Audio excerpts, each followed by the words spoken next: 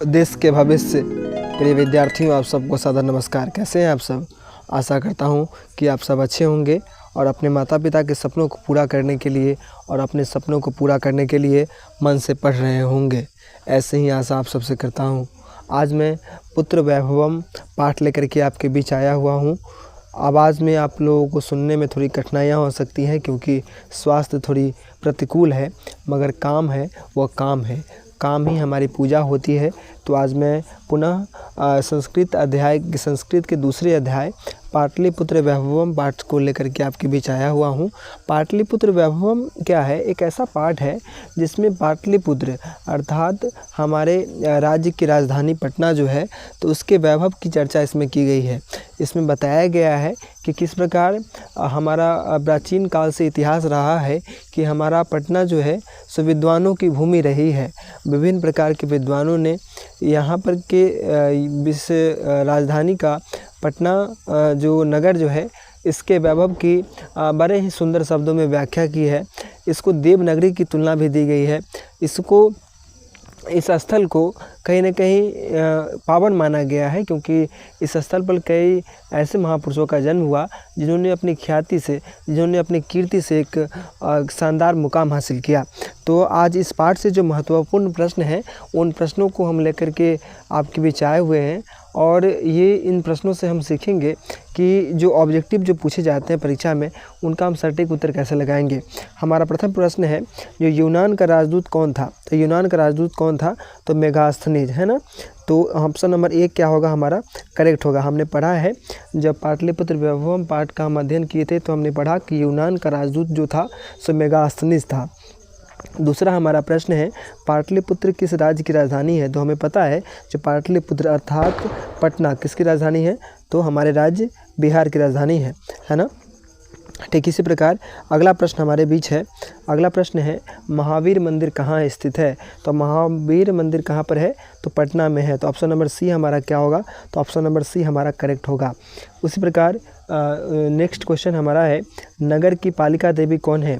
तो नगर की पालिका देवी कहा जाता है पटन देवी को, है ना। तो ऑप्शन नंबर सी हमारा क्या होगा? तो ऑप्शन नंबर सी हमारा करेक्ट होगा। ठीक इसी प्रकार अगला क्वेश्चन हमारा है, जो कॉमेडी महोत्सव कहाँ मनाया जाता है? तो कॉमेडी महोत्सव कहाँ मनाया जाता था? तो पाटलिपुत्र में मनाया जाता था, है ना। तो ऑप्शन नंबर सी हमारा क्या होगा? तो करेक्ट होगा। इसी प्रकार नेक्स्ट क्वेश्चन हमारे बीच है, किसके शासनकाल में पाटलिपुत्र की शोभा तथा रक्षा व्यवस्था अति उत्कृष्ट थी? तो चंद्रगुप्त मौर्य के काल में क्या थी प्रिय बच्चों कि पाटलिपुत्र की शोभा तथा रक्षा व्यवस्था जो थी सो अत्यंत उत्कृष्ट थी।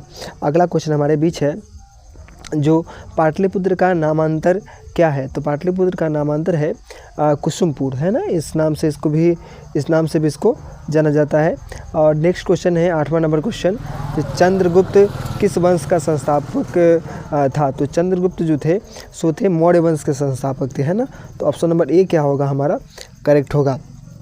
ठीक इसी प्रकार अगला प्रश्न हमारे बीच है, कि सिखों के 10वें गुरु कौन थे? तो सिखों के 10वें गुरु कौन थे? तो गुरु गोविंद सिंह थे, है ना। और गुरु गोविंद सिंह, इनका जन्म भी कहाँ पर हुआ था? तो पटना में हुआ था। इसीलिए सिखों के 10वें गुरु के जन्म स्थल यहाँ पर होने के कारण पटना में, इसीलिए सिखों के 10वें गुरु का जन्म जो हुआ था पटना में, इसलिए पाटलिपुत्र के लोगों के लिए सिख धर्म के जो लोग हैं उनके लिए पाटलिपुत्र क्या है? तो विशेष महत्व रखता है। 10वां नंबर क्वेश्चन हमारे बीच है, जो पाटलिपुत्र का बुद्ध काल में नाम क्या था? तो पाटलिपुत्र का बुद्ध काल में नाम था पाटलिग्राम, है ना। ऑप्शन नंबर सी हमारा क्या होगा? तो करेक्ट होगा। इसी प्रकार अगला क्वेश्चन हमारे बीच है, जो पटना के किस दिशा में गंगा नदी प्रवाहित होती है? तो लिखेंगे, जो पटना के जो उत्तर दिशा में ना, है ना, उत्तर दिशा में क्या होती है? तो पटना के उत्तर दिशा में गंगा नदी क्या होती है? तो प्रवाहित होती है। नेक्स्ट क्वेश्चन हमारा है 12 नंबर प्रश्न है, जो किस काल में पटना का नाम पाटलिग्राम था? तो पटना का नाम पाटलिग्राम जो था सो बुद्ध के काल में था, है ना। तो ऑप्शन नंबर ए हमारा क्या होगा? तो करेक्ट होगा। अगला क्वेश्चन हमारे बीच है, जो गोलघर कहाँ अवस्थित है? तो गोलघर कहाँ अवस्थित है प्रिय बच्चों? तो पटना में अवस्थित है ना। तो ऑप्शन नंबर ए हमारा क्या होगा? तो करेक्ट होगा। 14 नंबर क्वेश्चन हमारे बीच है कि किस काल में पटना नाम प्रसिद्ध हुआ? तो पटना नाम जो प्रसिद्ध हुआ बच्चों वो मध्यकाल में हुआ था, है ना। ऑप्शन नंबर बी हमारा क्या होगा? तो ऑप्शन नंबर बी हमारा करेक्ट होगा। इसी प्रकार 15 नंबर क्वेश्चन हमारे बीच है, जो पाटलिपुत्र में किस महापुरुष की जन्मस्थली है? तो गुरु गोविंद सिंह जो है बड़े बच्चों, तो उनकी यह जन्मस्थली है पाटलिग्राम, है ना, पाटलिपुत्र। तो ऑप्शन नंबर सी हमारा क्या होगा? तो ऑप्शन नंबर सी जो है वो हमारा क्या होगा? करेक्ट होगा, है ना। ऑप्शन नंबर सी हमारा क्या होगा? तो करेक्ट होगा। उसी प्रकार नेक्स्ट क्वेश्चन हमारा है 16 नंबर क्वेश्चन जो है वो क्या है? जो पटना शब्द जो है, सो पटना शब्द की किस शब्द से उत्पत्ति हुई है? तो याद रखना है, जो पटना शब्द की उत्पत्ति पटनात, अर्थात ऑप्शन नंबर सी से क्या है? तो सी नंबर में जो ऑप्शन है उस शब्द से ही पटना शब्द की उत्पत्ति हुई है ना। आशा करता हूँ कि आपको यह वीडियो सेशन पसंद आया होगा, और इस वीडियो सेशन में जो भी ऑब्जेक्टिव बताए गए हैं उस ऑब्जेक्टिव को आप ध्यान में रखें, है ना। जब ऑब्जेक्टिव परीक्षा में जो क्या करना है, तो ऑब्जेक्टिव पर हमारी पकड़ यदि मजबूत होती है तो परीक्षा में अंक हम ज़रूर बेहतरीन हासिल करते हैं। तो हमें ऑब्जेक्टिव पर विशेष पकड़ करना है, ध्यान से सभी ऑब्जेक्टिव को पढ़ते रहना है, और हमारा जो परीक्षा परिणाम जो आएगा वो परीक्षा परिणाम शानदार तभी रहेगा जब हमारी ऑब्जेक्टिव पर पकड़ भी मजबूत रहेगी। तो आप सब मन से पढ़ते रहिए और अपने माता पिता के सपनों को एक दिन साकार कीजिए। ईश्वर से यही प्रार्थना करता हूँ। धन्यवाद।